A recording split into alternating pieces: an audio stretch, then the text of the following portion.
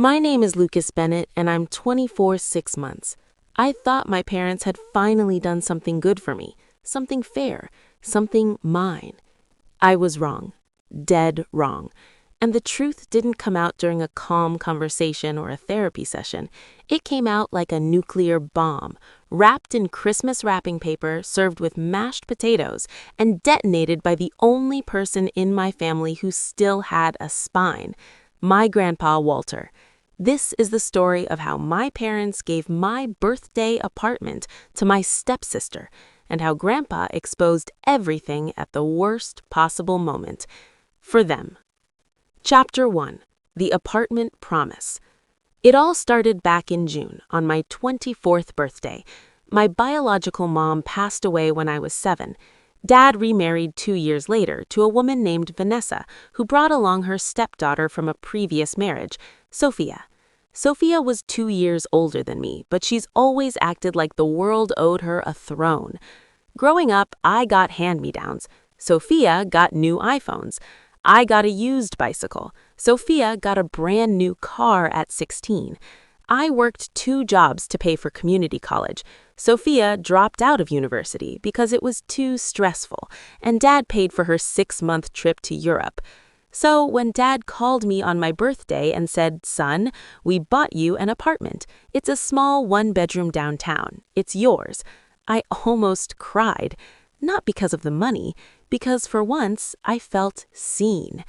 Dad explained that the apartment was in a new building near the river, fully paid, title under my name, a gift from him, Vanessa, and Grandpa Walter, who had chipped in a significant amount from Grandma's estate. I remember hugging the phone.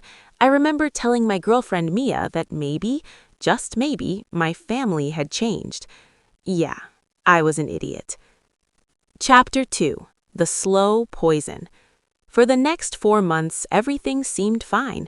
I painted the apartment. I bought cheap furniture from IKEA. I was proud. But then, in October, Sophia started dropping hints. "You know, Lucas, that apartment has a better view than my whole house. It's not fair you get a free place when I'm still renting. Mom says you don't even need it since you live near campus." I ignored her. I should have seen the snake in the grass. Then came November. Dad called me into his home office, just him and Vanessa.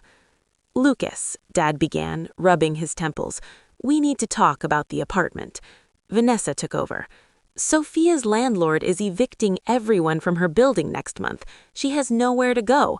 We thought, since you're barely using the apartment, you could let her stay there temporarily." I hesitated. "Temporarily how long?"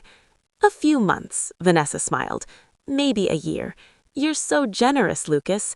I loved my stepsister, even if she was spoiled, so I agreed, temporarily. The theft. By December, Sophia had changed the locks. I found out when I went to pick up a package. My key didn't work.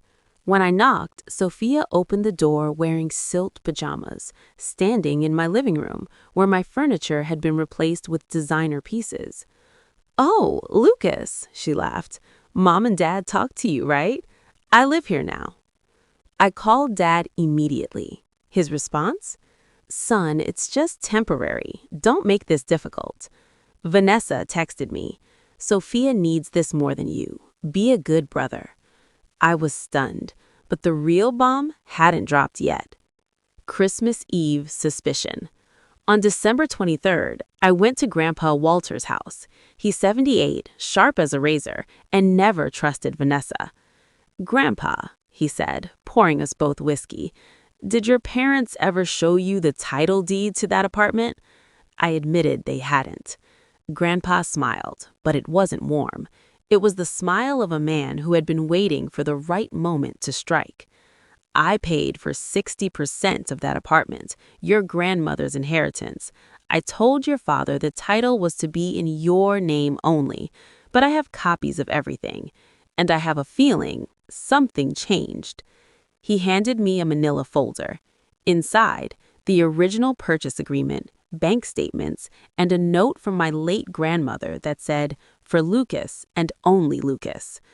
"Don't say anything yet," Grandpa warned. Let them show their true colors tomorrow at Christmas dinner in front of everyone. I agreed, but I had no idea how explosive it would be. Christmas dinner, the calm before.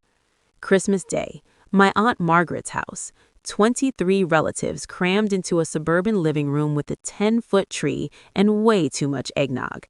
Dad, Vanessa, and Sophia arrived together.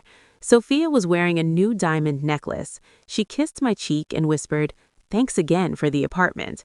I'm thinking of renovating the kitchen." I said nothing. Dinner was served. Ham, mashed potatoes, green bean casserole. Everyone was laughing. Grandpa sat at the head of the table, quiet, watching. He had the manila folder on his lap, hidden under a napkin. After dessert, Dad stood up. He tapped his glass with a fork. "Before we open presents," Dad announced, "I have a special announcement. Vanessa and I have decided to officially transfer ownership of the downtown apartment to Sophia as a late Christmas gift." The room went quiet. Sophia beamed. Vanessa clapped. A few relatives mumbled, "That's nice." Dad continued, "Lucas has agreed to this." I opened my mouth to speak, but I never got the chance, because Grandpa stood up. The bomb drops. "No, he didn't agree," Grandpa said. His voice was quiet, but it cut through the room like a blade. Dad froze. "Dad, what are you—" "Sit down, David," Grandpa ordered, and my father, a 52-year-old man, sat down like a schoolboy. Grandpa pulled out the manila folder. He opened it slowly, deliberately. "On June 15th, I transferred $180,000 from your mother's estate to purchase an apartment for Lucas." The agreement, signed by David and Vanessa, stated that the title would be solely in Lucas Bennett's name. He pulled out a second paper. But 3 weeks ago, David and Vanessa filed a new deed. They removed Lucas's name. They put Sophia's name on it. Gasps around the table. They forged Lucas's signature on the transfer document. Vanessa turned white. Sophia stopped smiling. Grandpa wasn't done. "That is felony forgery. That is elder financial abuse because my money was used, and I have already filed a police report. As of this morning, the apartment is under legal hold. No one lives there. Not Sophia, not Lucas. The court will decide." He turned to me. "Luke, but your parents and your stepsister tried to steal from you, and I will not allow it." The aftermath. The silence lasted 10 full seconds. Then Sophia screamed, "You can't do that!" Vanessa started crying, those fake, manipulative tears.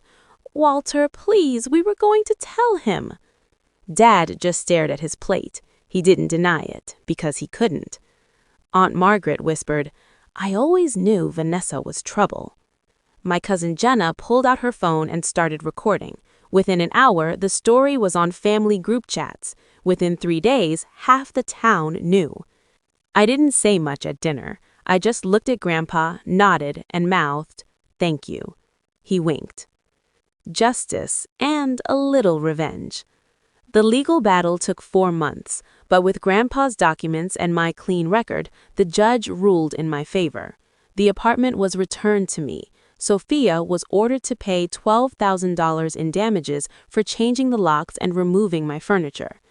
Vanessa and Dad were fined for fraud and ordered to take parenting classes, which the judge called embarrassingly necessary. Dad tried to apologize. "Your mother pressured me." I said, "You're a grown man. You signed the papers." We don't talk much anymore. Vanessa divorced Dad 6 months later, not because of the fraud, but because he lost his usefulness. Sophia moved to another state and blocked me on everything. Good riddance. Epilogue. Christmas 1 year later. This Christmas, I sat in my apartment. My girlfriend Mia made hot cocoa. Grandpa Walter was in the armchair by the window, watching snow fall over the river. "You know," Grandpa said, "your grandmother would be proud of you." "She'd be proud of you too," I said. He smiled. Then he handed me a small box. Inside, Grandma's wedding ring and a note that said, "For Lucas and only Lucas, always." I didn't cry, but I came close. Some families break you, and some family members, just one, can put you back together. This Christmas, I learned the truth. That apartment was never theirs to give because it was always mine.